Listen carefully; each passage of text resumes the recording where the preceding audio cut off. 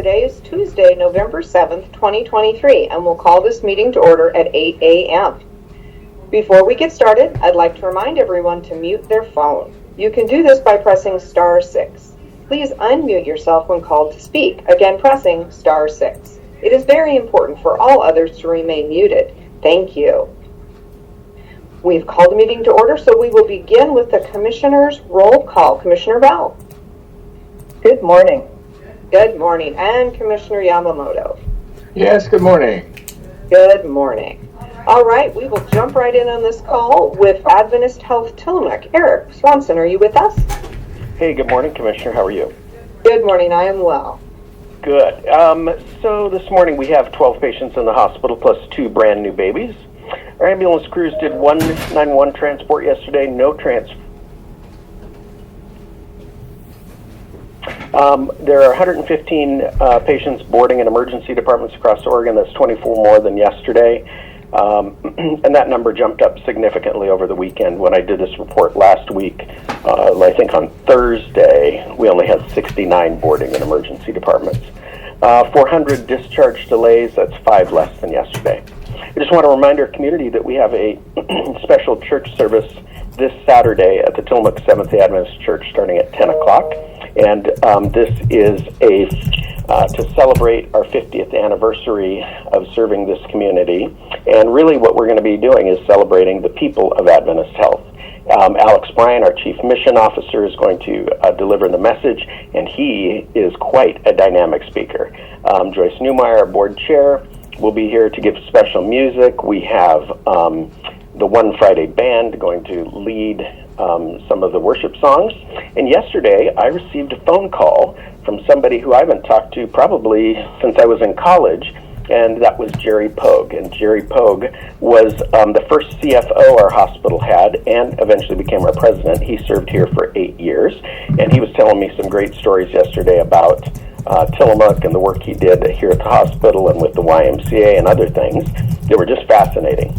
And Jerry's going to be coming to our church service on Saturday, and we will be, I've invited him to share a little bit about Adventist Health Tillamook in the 70s. So we'd love to have anybody and everybody who wants to join 10 o'clock at the Seventh-day Adventist Church located here in Tillamook.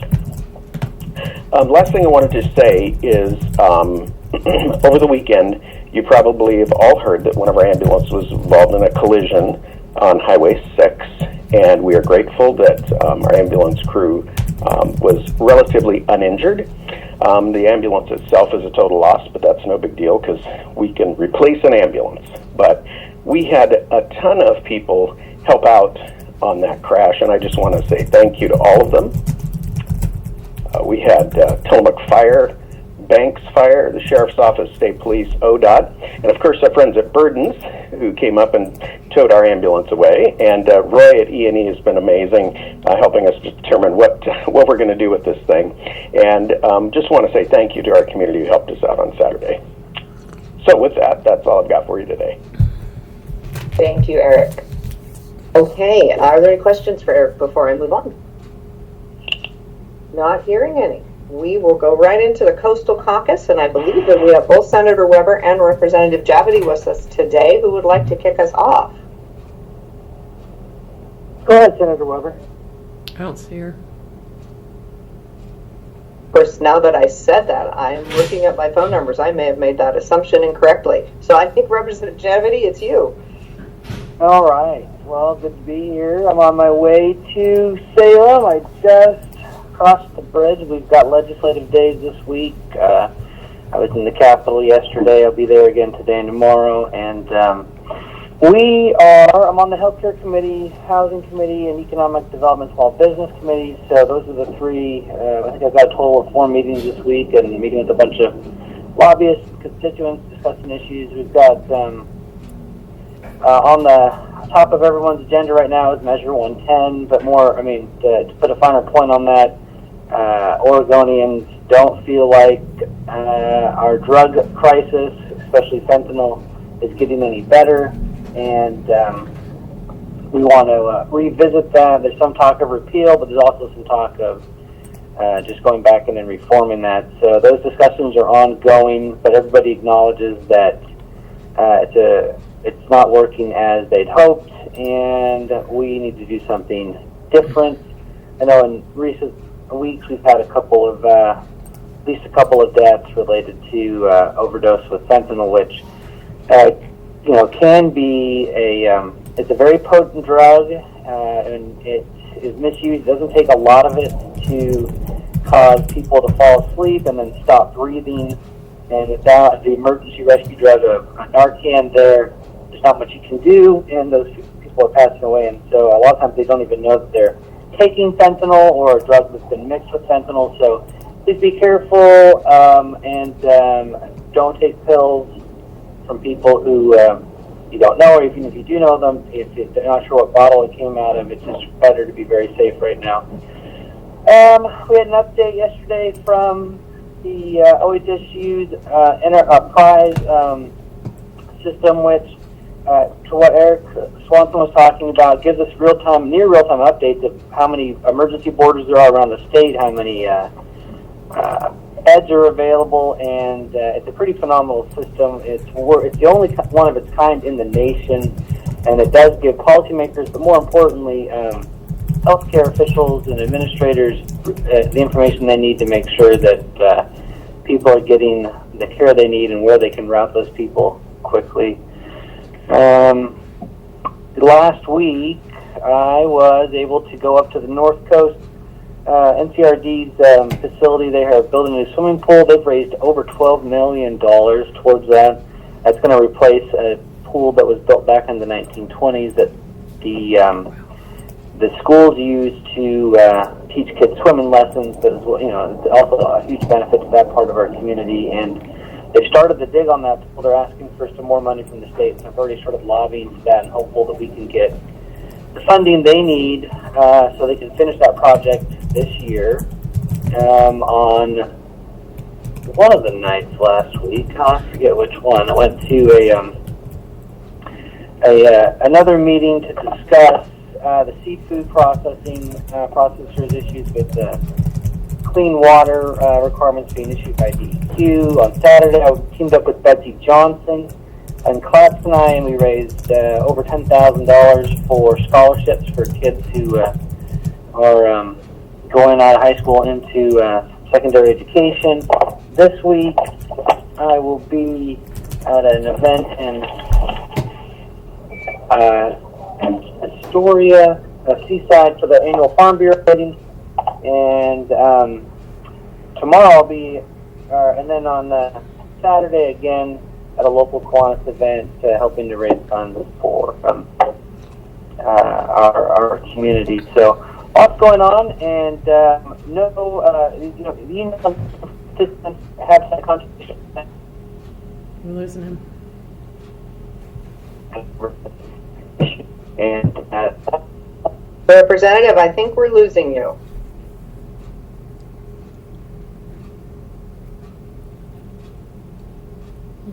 Are you still there?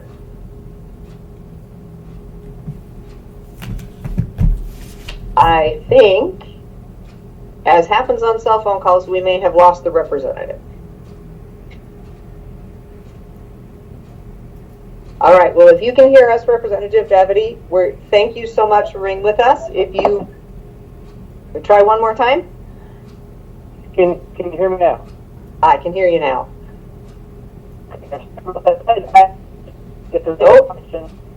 Nope. Nope, I think we've lost you. So I don't know if you pulled into the garage or what happened there, but we are no longer able to hear you consistently. All right, with that, we will thank Representative Javity for being here.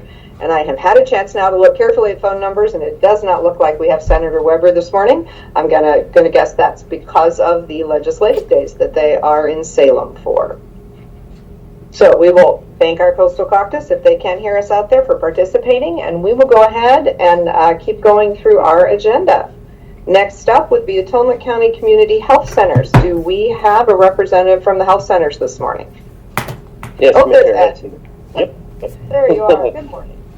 Good morning, Commissioner. Good morning, Tillamook County. For the Health Department's update this week on November 8th, tomorrow, we are partnering with Nestucca Valley School District are in their parent-teacher conferences to host a fall family resource fair at their K-8 school that's going to be happening from 3 p.m. to 7 p.m. We have over 17 organizations that are signed up, and we're excited to bring local resources directly to South County families. For questions or more details, please reach out to Rachel Koljeski at 503-812-9465, or you can call the school district at 503-392-3194. This Friday, November 10th, Tillamook County Community Health Centers will be closed in observance of Veterans Day. Veterans Day is a time for us to honor those who have served and protected the United States. We are proud to serve veterans by providing comprehensive care and care coordination in our health center. We thank you, veterans, for your service, and we will resume regular business hours on Monday, November 13th. Next week, on Tuesday, November 14th, we are offering one more walk-in vaccine clinic from 4 p.m. to 7 p.m. at the Fairgrounds 4-H building, and that's going to be staffed by our bilingual staff. No appointments are needed, and please see our website or Facebook page for details. And as we move into the cooler months, we are in the middle of respiratory virus season, so as always, please wash your hands, stay home when ill, and stay up to date on vaccines. If you need a COVID-19 test kit, they do remain available at all library branches and from our health center. And that is our update. I'll turn it back over to you. Thank you, Ed. Are there any questions for Ed? Okay, not hearing any. We'll keep trucking through our list here. So the Nehalem Bay Health Center and Pharmacy, Gail Nelson.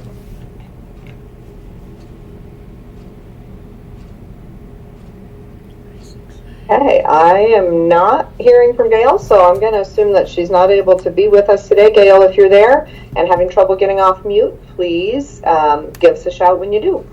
Next up is Tillamook Family Counseling Center, Frank Hannah Williams.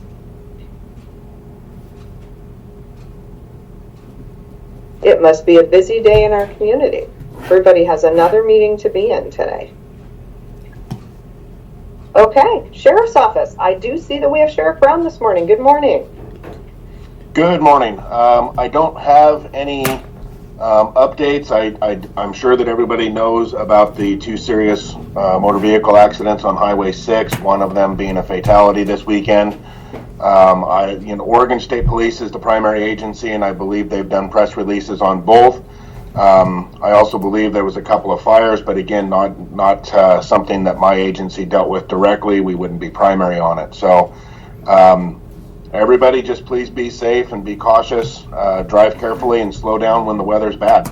That's all I have, and I can take questions. Thank you, Sheriff. Any questions for the Sheriff? All right, not hearing any. Emergency Management, Randy Ford. Boy, we're batting 1,000 today. I do not see Randy on here. So we will let Commissioner Bell catch up anything that she may have when it comes to her turn, and we'll go ahead and move on. Because it is the first Tuesday of the month, we have Mr. Bill Jablonski from the Oregon Department of Transportation with us. And I know I see Bill on there. Good morning, Bill. Hey, good morning, Commissioner Scar. How are you? I'm doing well, thank you. Good. Hey, and as always, thank you for the opportunity to come on board here at Tillamook County and share the goings-on and updates for ODOT. One thing I just want to lead off in is that ODOT is in its winter operations right now, which means that ODOT maintenance crews are out on the highways 24/7. This is something that we start just after the first part of October to get ready for winter and to keep the roads, as safe as we can, given the storms and events that come through. But our crews are out there, even though we are a little bit low on the crew members. We are down like 6 or 7 crews for the district itself, 6 or 7 crew members for the district itself, just because of budget cuts and funding at kind of where we're at. But crews are still able to meet those needs and can move around to different sections as needed. So just a heads up on that. I know that the primary focus from my calling in is really about Oregon 6. And I know that we have 5 current projects along Oregon 6 under design. I'll just briefly touch on those. I know I've mentioned them in the past. We've got the Oregon 6 paving job from mile point 4.4 to 9.0, still under design, expected to go to construction here in 2025. I have Oregon 6 roadside barrier project. That is the entire length from Banks to Tillamook. which deals with the roadside barriers on both sides of the highway, so all the guardrail and the bridge terminal areas as well too. So we're going through a fine design exercise right now to get the $10 million for construction slated, so we can replace those areas that need to be replaced and upgrade the ones that are required. Oregon 6 at Zigzag Creek, that's at My Point 10. That's been an ongoing maintenance issue for the agency. Something that we're really excited about is that I think we've discovered or been a recipient of a federal grant for the PROTECT program to fund that construction. That's $18 million culvert replacement there. We're looking to do a bridge at that location. Still more to come on the staging and whatever impacts might be to the highway if we have a single lane or 2 lanes during construction. There's more to come on that. That's still a little ways out, but I'll certainly update this group as needed. Oregon 6 at Wilson River Loop Road, that is the repair and modification for the westbound on Oregon 6 as you turn on to northbound Wilson River Loop Road. We're looking to improve that right turn area off of westbound Oregon 6 as you approach Wilson River Loop Road. And also the other one, last one we have in Oregon 6 is at Devil's Lake fork of the Wilson River at mile point 32. It's a coating job going to be done next summer, so we're preserving the integrity of that bridge on that section of Oregon 6. One thing that I haven't really mentioned or talked about with this group, but I will talk about today, is we have the statewide transportation improvement program. It's basically our 4-year roadmap. It gets updated every 2 years. And I want to report out that Tillamook County, the investment from ODOT to Tillamook County is in the subject about $63 million for the years of 2024 to 2027. So that is design and construction. And that's for all projects within Tillamook County that the feds and the state and also the county is also participating in. So it's not only that $63 million is not only on the state highway, but it's also on the local roads as well too. So I just want to maybe give some facts to the county to see how much money is actually being invested in the state. We certainly would like to do more, and we always look for opportunities, especially with grants that are available, and we like to pursue those on behalf of the county as well where we can. Thank you, Commissioner. I'll take any questions that anyone has. Thank you. Commissioners, other questions for thank you, Bill. Sorry, I'm just a little bit off this morning, y'all. I'm trying to multitask, and I'm going to have to stop doing that. So, is there any questions for Mr. Jablonski this morning? Madam Chair, if I may. Yes, please. Thank you. And Bill, thanks so much for being here on a monthly basis. It's great to have you. Great to know what's going on. The comment I'm going to have, please don't take this personally. I know this comes from Salem. We understand your budget cuts. We're all having some budgetary issues. It's my understanding that ODOT in Tillamook County is probably going to be doing less de-icing, putting down of the de-icing chemicals this winter. And some people I've talked to are concerned about that. I'm just wondering if you might be able to address that for us. Sure. Thank you, Commissioner Yamamoto. We certainly have had some challenges with our budget for sure. One of the impacts for the drivers that we do with de-icing is our problem areas, our curved sections of highway, and also bridge decks. Those are the areas of focus that we've always done. Now, if we've done some other straightaway areas as well too, maybe there's a reduction in that just based on the amount of materials or chemicals that we actually can use. It's not really seen it. I know that other than Oregon 6, there are a lot of areas in Tillamook County that don't see a lot of freezing temperatures as opposed to other areas in our district. If you get closer to the metro area in Portland, like through Columbia County and Washington County, we certainly move product and crews to where the need is. And that's certainly the goal for Mark Buffington, who's our district manager, to maintain that this winter. Hey Mark, this is Tom Jenkins from the Oregon Department of Emergency Management with a quick question. Or Bill, rather, sorry. Sure, no problem. We are tracking a report on trip check of a small rock slide at milepost 8.5 on the Wilson River Highway. Do you have any updates since it was reported in 2 hours ago? No, as a matter of fact, I'm hearing that for the first time from you, so I have it on my message here, notes to get a hold of Mark Buffington and check it out.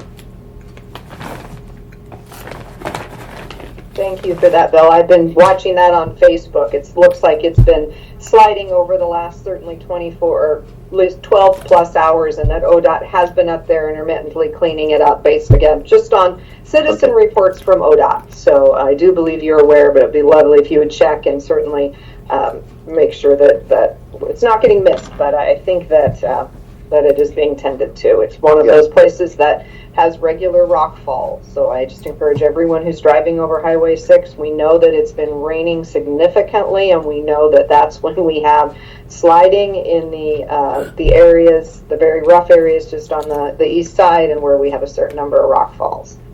Sure. Well, thank you, Commissioner, and please, everyone, keep tabs on Trip Check. That will certainly be updated on that slide condition in that section. Perfect. Thank you. All right.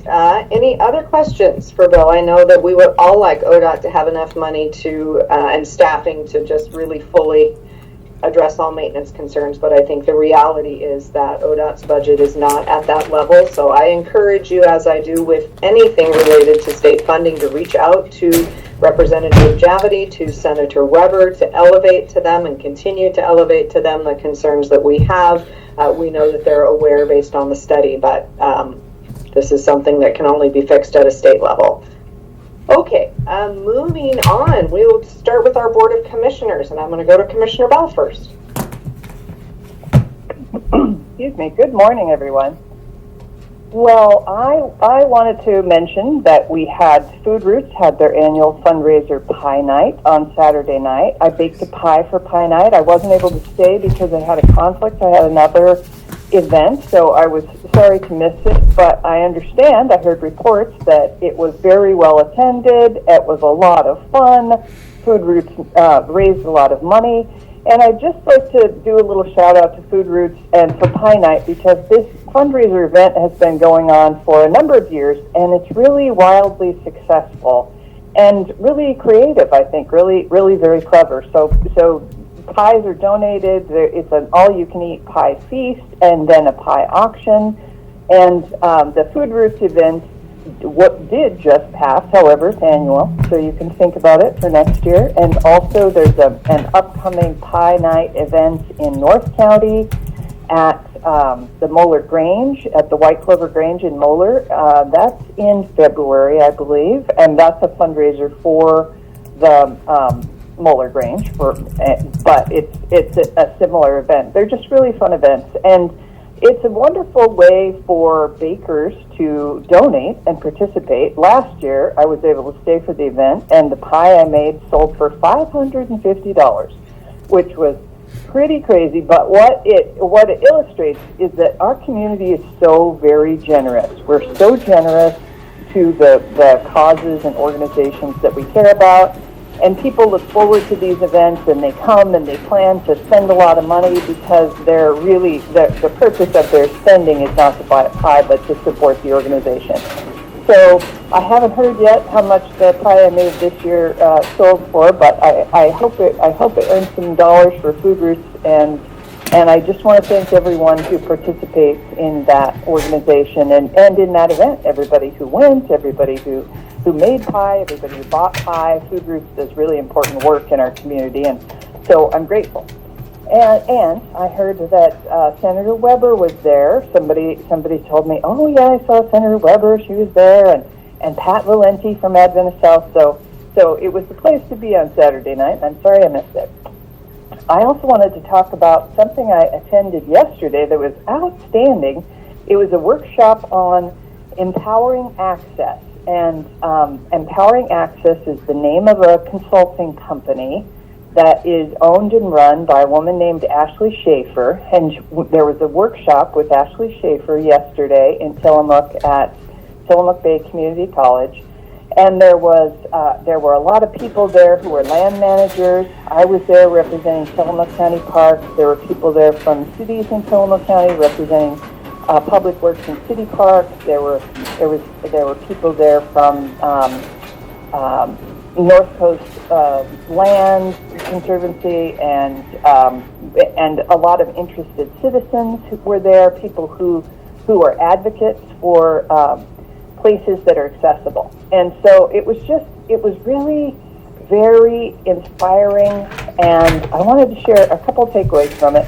One was that the Ashley Schaefer, who's the owner and operator of the consulting business, has lived experience of disability, and she describes herself as disabled. She's a wheelchair user, and so she's also an architect, and she's an adjunct professor at Portland State, and she's just a very, very dynamic, well-spoken, great advocate and communicator.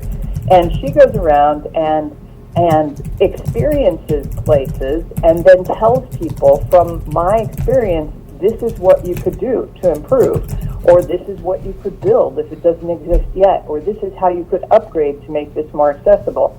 And she visited Tillamook County Parks maybe 6 months ago, and so we talked a little bit about that, and here are some like low-hanging fruit takeaways from things that we could do to improve access in all public spaces. She talked about minus 1/4 inch gravel compacted, rather than, I think very often people, we in general, use 3/4 inch.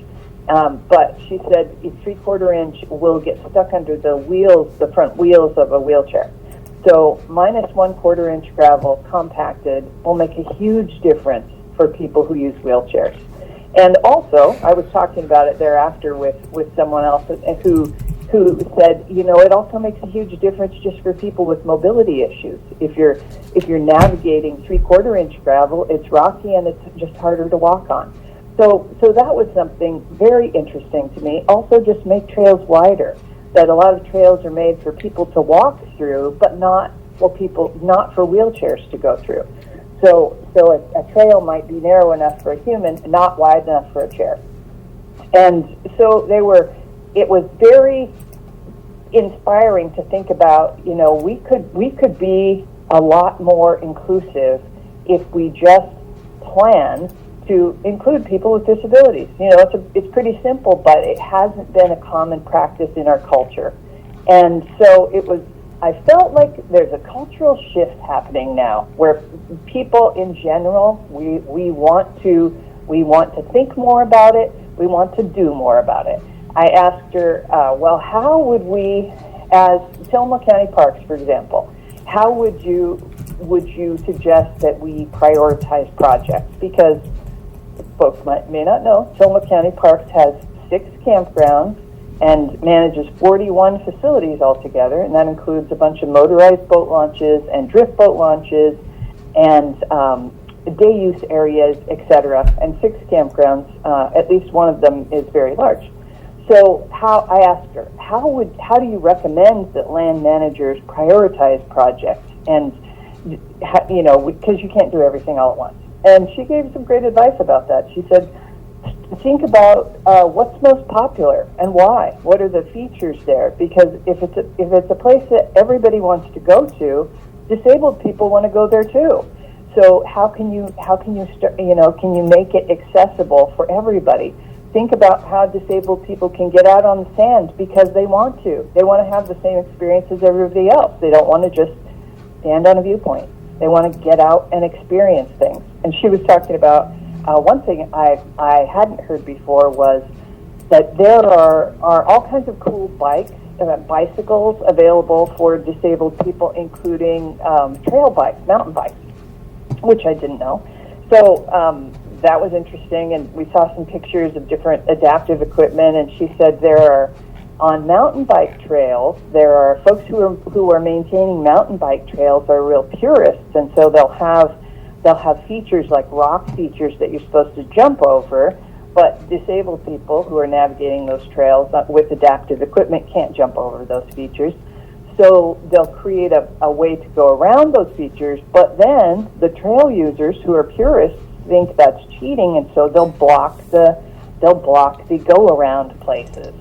And so a big part of what we were talking about was communication, like just helping people gain awareness that you know, we can't block access. And if you think you're blocking access for one reason, but you might be actually preventing someone from enjoying that feature. we talked about simple stuff like, if we are out hiking on a trail and you see something on the trail that would prevent someone behind you from accessing it, a rock or a branch or whatever, roll it off the trail if you can. So just start thinking about other people who have less mobility than we do.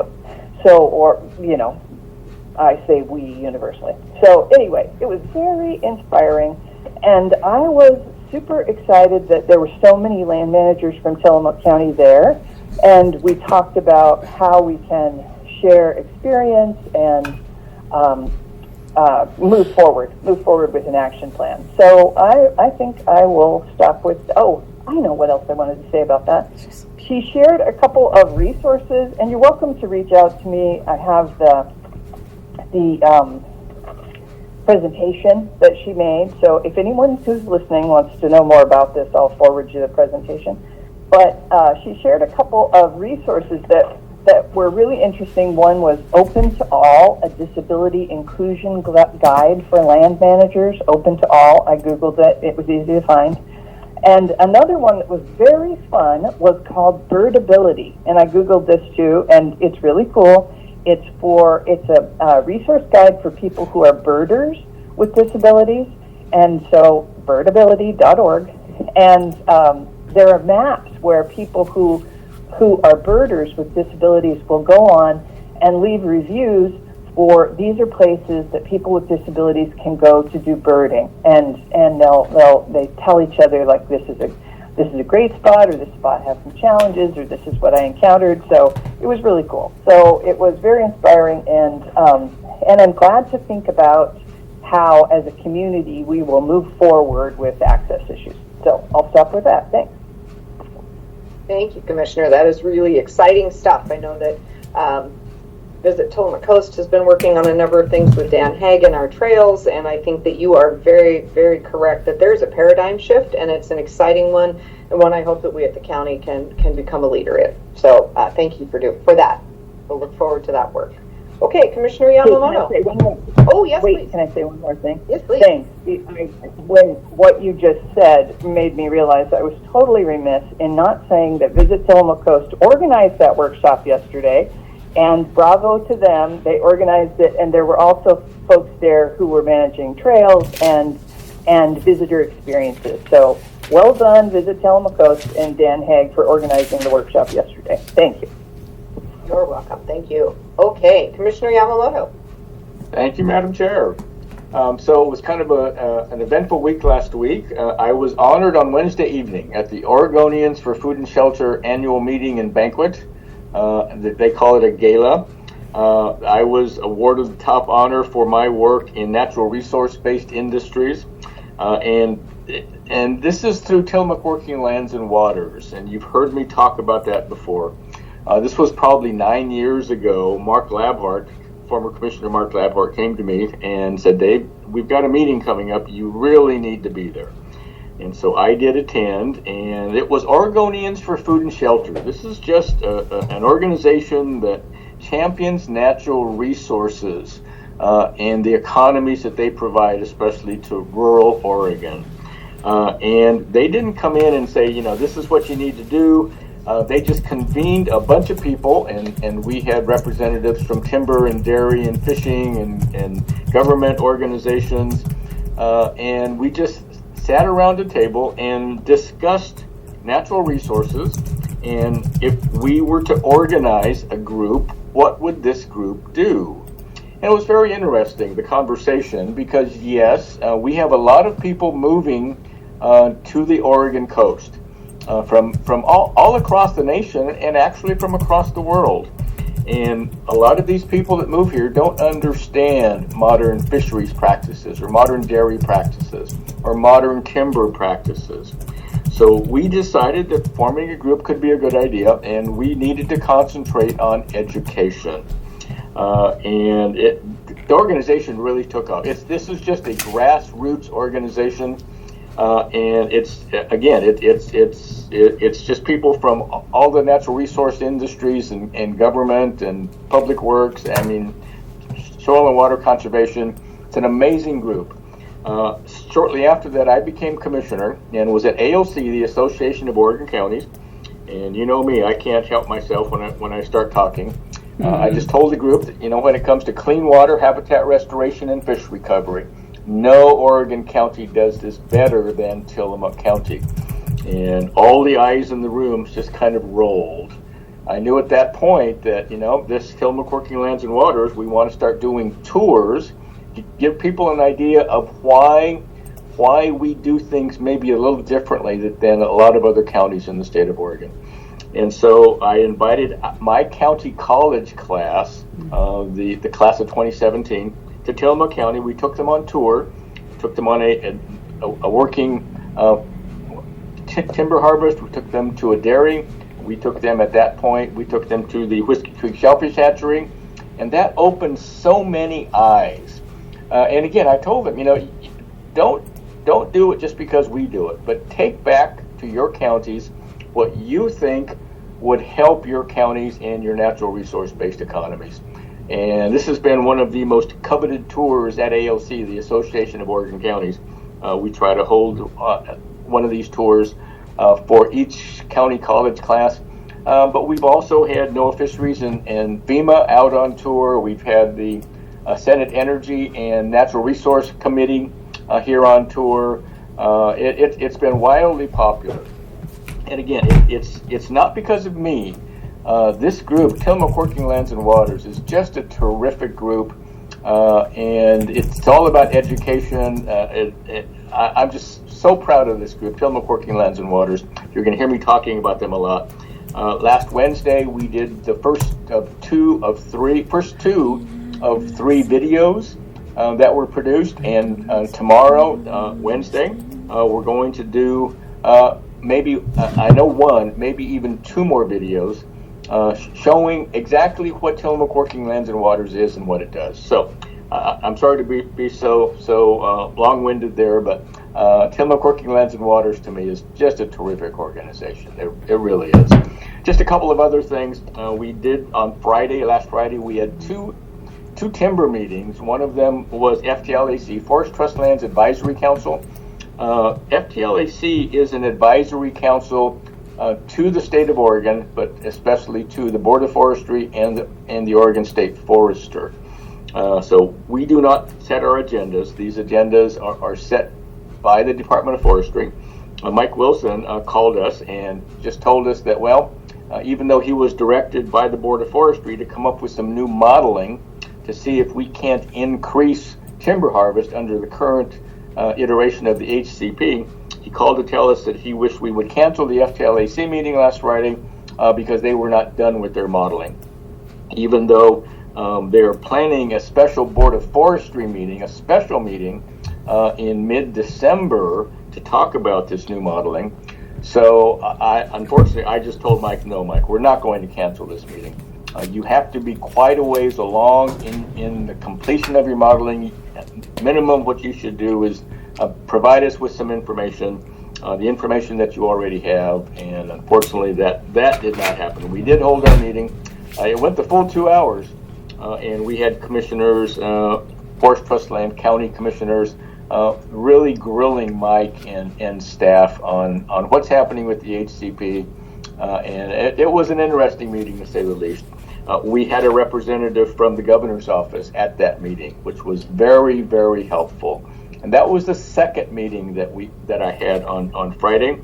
We've convened what we call a small table group, just 5 commissioners representing the trust counties and the governor's office. And we've been meeting now. I think that was our 5th meeting, and we were very concerned going into this 5th meeting. We've met, and really we haven't gotten into any of the constructive details of exactly what we're doing. The great thing is that the governor's office, this governor, finally understood that the HCP, the Habitat Conservation Plan, was going to be devastating financially to the trust counties.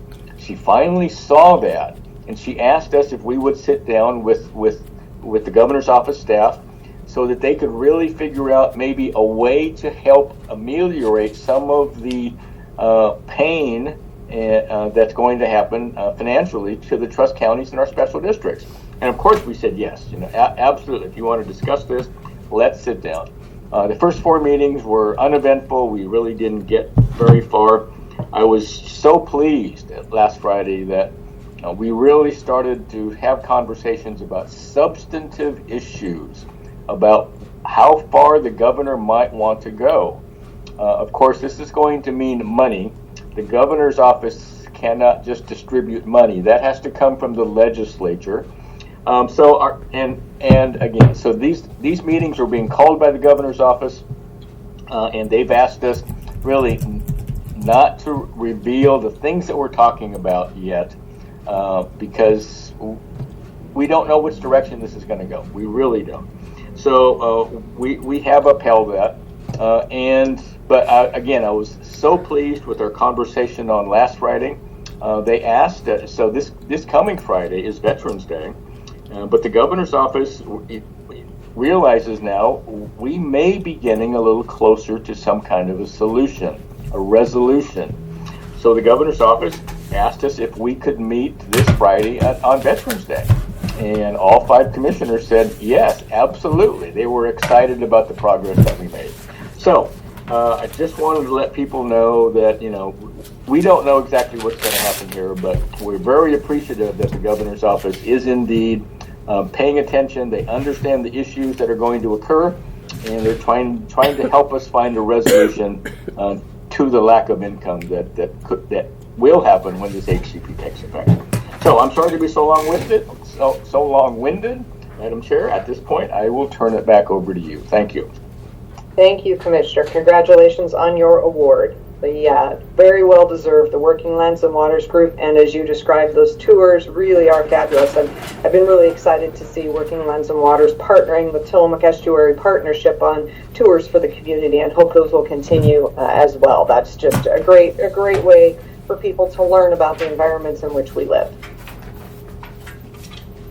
Okay, I'm going to jump into a couple things that Representative Javity mentioned. The first one was around Measure 110. I know that there is work in the legislature for this short session to try to potentially put some fixes to Measure 110. If you're not familiar with that, I encourage you to go to a website that is up called Fix Ballot Measure 110.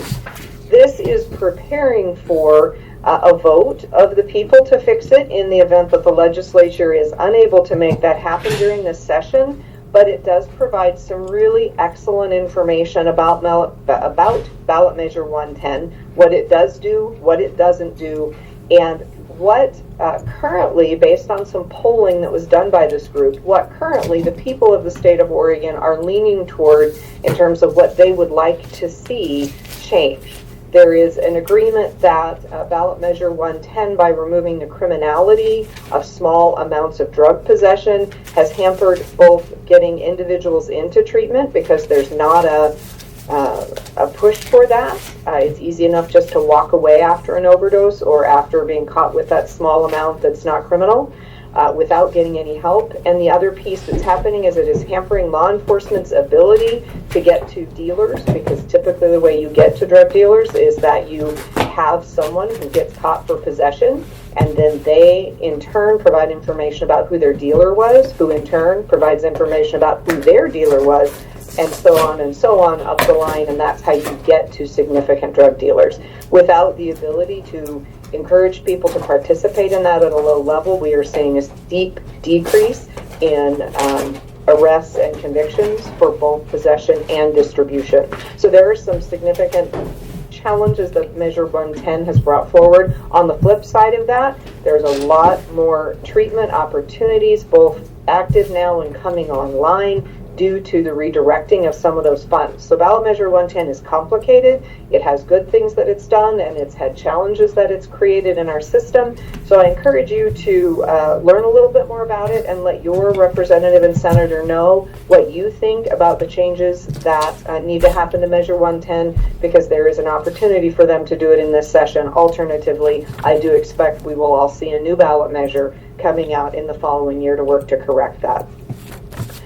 I want to touch on something that I had hoped to ask Representative Javity about, but we lost him, and that really has to do with recreational immunity. And this is, in some ways, a very straightforward concept, and in some ways, rather complex. Recreational immunity is something that has existed for years for governments, which says if we are opening our lands to public recreation, that we are immune from lawsuits unless there is something absolutely negligent on our part. But it provided a general immunity that said, these are public lands, people are recreating on these public lands, we cannot be sued. Well, there was a case that occurred actually in our neighboring Lincoln County, I believe it was, Fields versus the city of Newport, in which someone tripped and fell in using a pathway to the beach. And what the case argued was that it was a path, not a recreational facility. And that as such, that person had the right to sue the city of Newport. They sued, they won, it went through appeals, I believe it went through the Supreme Court in Oregon, and what they did is they said, it is correct, this is not a recreational facility in and of itself, it is a path to a recreational facility.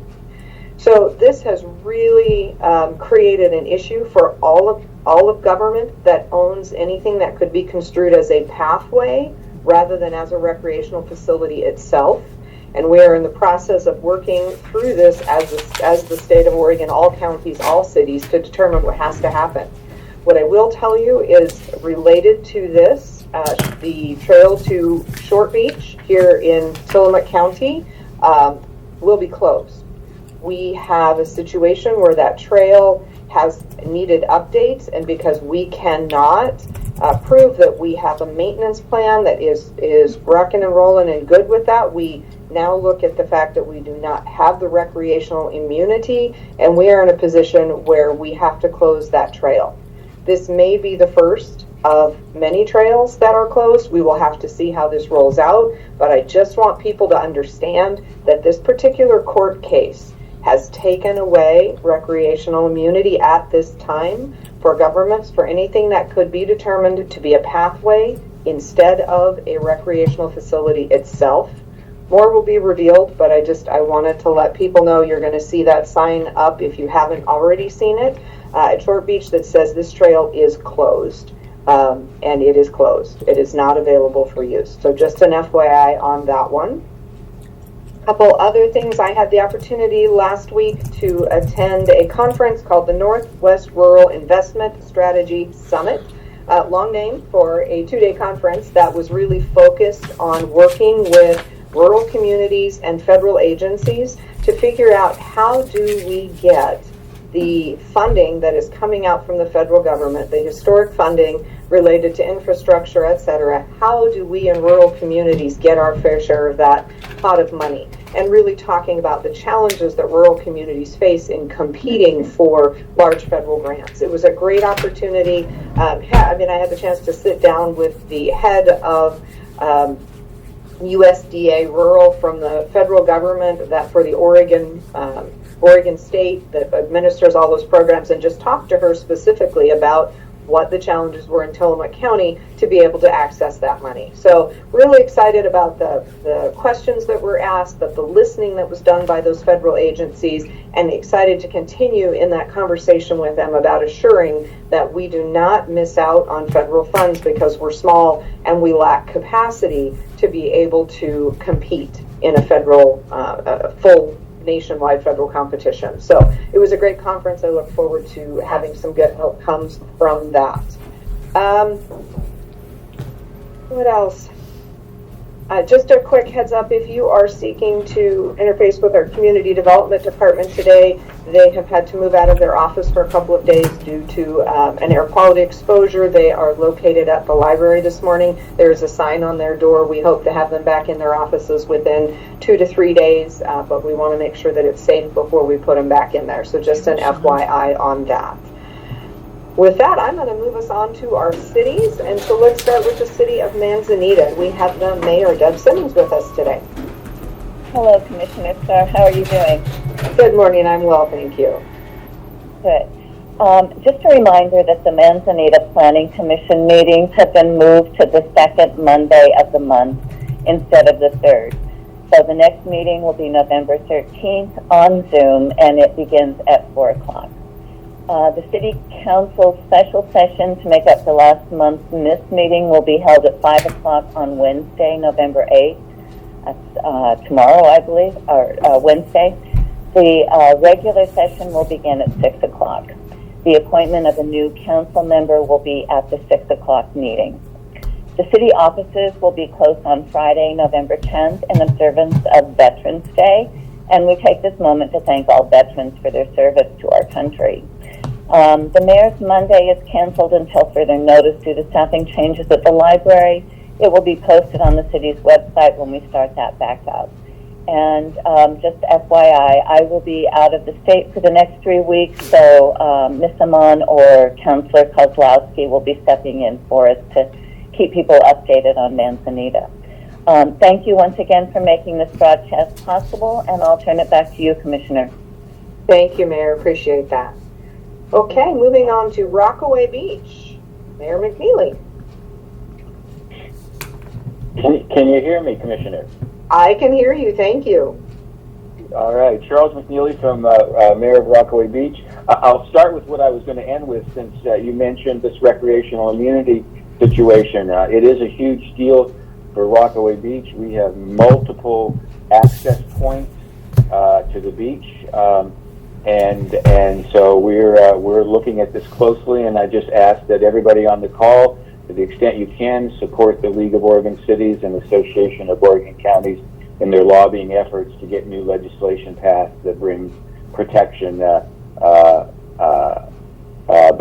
to cities that have recreational opportunities for tourists and residents. Moving on, the Rockaway Beach City Council workshop is Wednesday at 4:30 p.m. at City Hall in the second floor conference room.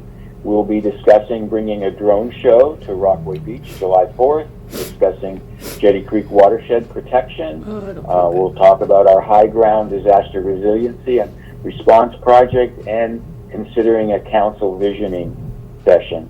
The council meeting will follow that session at 6 in the first floor council room, and there the council will consider approving Anchor Street Playground and amenities, approving an additional award for the 2023 Community Grant Program, and approving a professional services agreement for the High Ground project. Council will also hear an update from HBH Engineering on our street capital improvement plan, and conduct a public hearing on the improvement plan itself. And then my last item today, I've mentioned this before, but I'll just reiterate it again and ask for potentially some ideas from offline from the collective wisdom here. But as I said, Verizon Wireless does not have a functioning generator on the cell tower that serves Rockaway Beach, and I just recently learned that it turns out T-Mobile doesn't either. We lose cell service, at least Verizon cell service, 3 hours into an outage. I understand with T-Mobile it's immediate. And so there's a serious public safety issue during extended outages with no ability for residents or visitors or our emergency responders to communicate by wireless phone or text.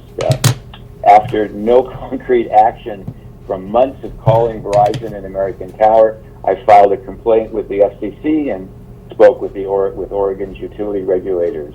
Will Chappell placed an article discussing this issue in the North Coast Citizen and Headlight Herald. If you have any other ideas about how I can bring pressure on Verizon, please let me know. This is a big deal for us, as we all know on this call. Outage season is upon us. And with that, I'll turn it back to you, Commissioner.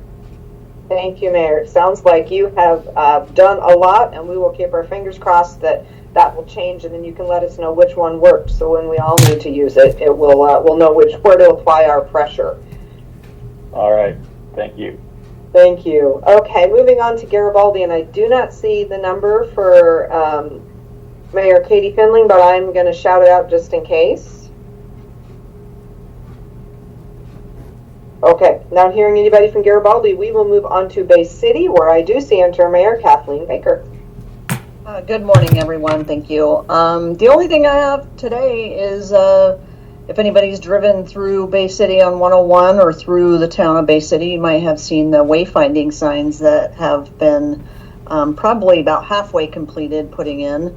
And we'd like to thank the Tillamook Coast Visitors Association for the partnership and the opportunity to, brighten up our town and give some direction to visitors. And hopefully people appreciate the effort and the cohesiveness. It'd be nice to see more towns along the coast get involved with the wayfinding signage. And I think it brings something to the community, and it's a benefit to the visitors for sure.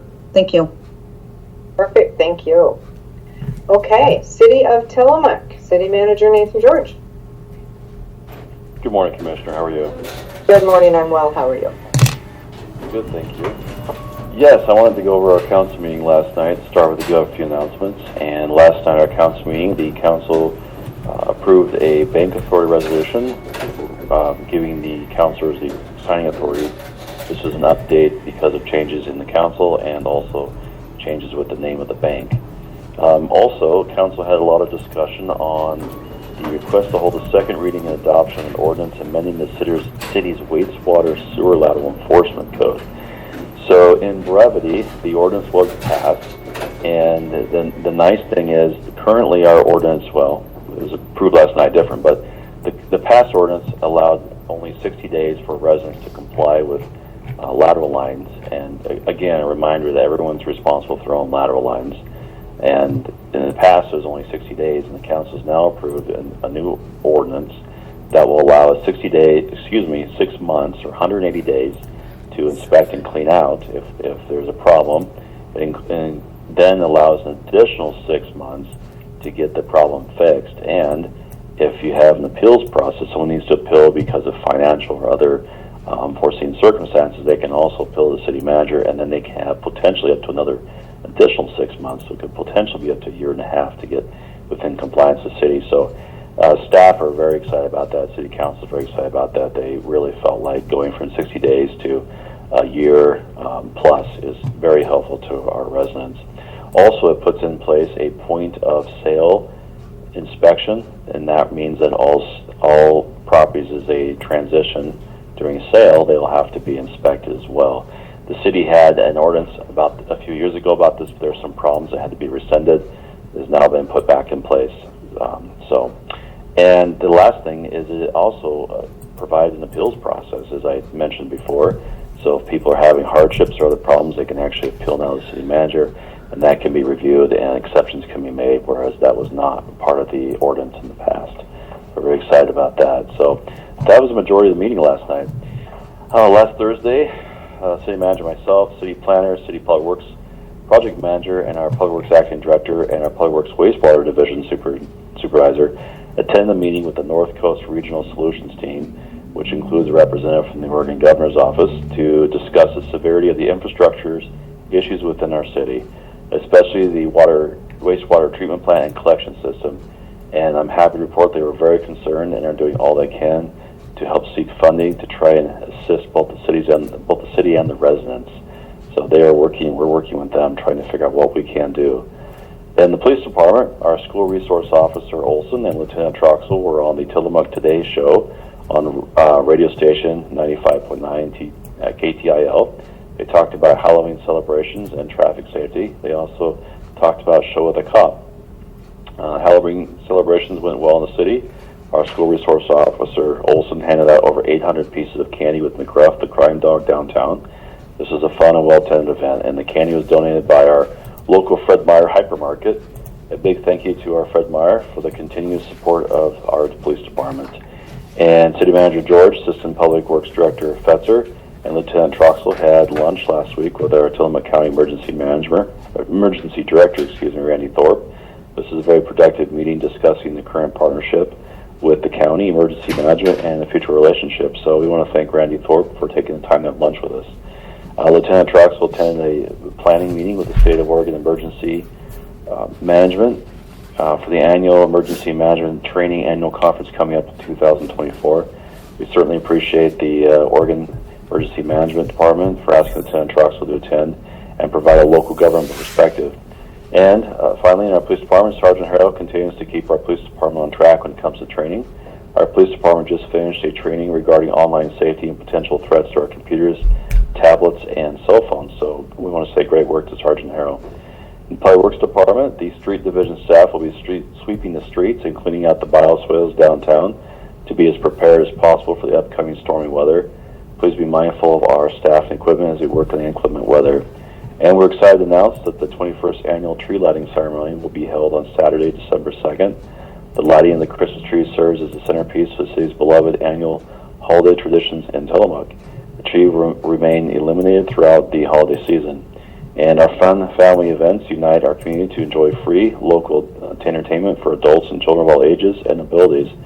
Along with the tree lighting, the Christmas tree will be followed by a Christmas light parade. There will be food and drinks, pictures of Santa, entertainment, coloring contests, ornament painting, other free do-it-yourself ornament kits provided, prizes, and more. And we want to thank all those involved in our holiday committee. We also want to thank the various agencies involved, which are many, but including the Tillamook County, the Tillamook People's Utility District, and the Tillamook County Transportation District for partnering with the city to decorate the tree and other decorations in City Hall. So we're excited that the tree will actually be, as been done in the past before I was here, but the tree on what is now the Tillamook County Transportation District building next door to City Hall, which formerly was owned by the city. The giant tree there will be decorated, and the TPUD will be helping us do that with their equipment and human resource power. So we're excited about that. So don't forget to spread the word by telling your family, friends, and neighbors. We look forward to seeing you there.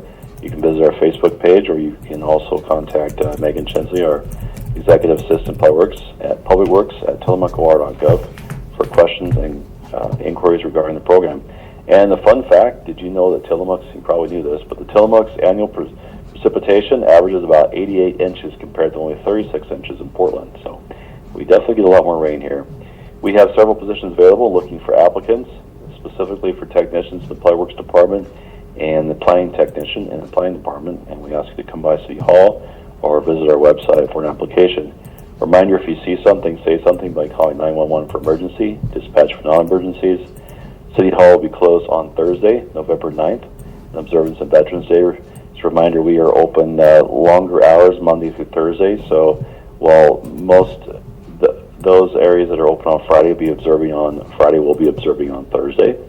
And the next City Council meeting will be held on Monday, November 7th at 7 p.m. We encourage anyone interested in your local government to attend. That's all I have, Commissioner. Thank you. Thank you. Appreciate that. I've talked about the conference that I went to last week. One of the pieces that I was able to talk to anyone who would listen about was the sewer lateral issue that we have in Tillamook County. There is a USDA rural program for homeowners, for low-income homeowners, that allows for grants and loans related to fixing problems that are health and safety related, which that may fall under. So, Nathan, we will be getting in touch to talk with you about that, to see if we can connect someone at USDA Rural with you to see if this is a program that might be available for residents who are low income in the city of Tillamook. So we all have our eyes open. We're all looking for solutions to this problem. Thank you very much, Commissioner. We appreciate it. Absolutely. And I'm going to jump in one more time before I turn it over to Doug, because once Doug's done, you guys all hang up really quickly. Just for next week, it is the Association of Oregon Counties Conference. Commissioners will be out of town, and with that in mind, we've canceled this call for next week, and we will not be holding a Board of Commissioners meeting. I do understand that Commissioner Bell will be in town, but we didn't realize that till we'd already canceled this call for next week. So just FYI, we will miss you all next week, but we'll look forward to talking with you the week after that. Now we will move on to South County and Doug Olson. Well, good morning, Commissioner.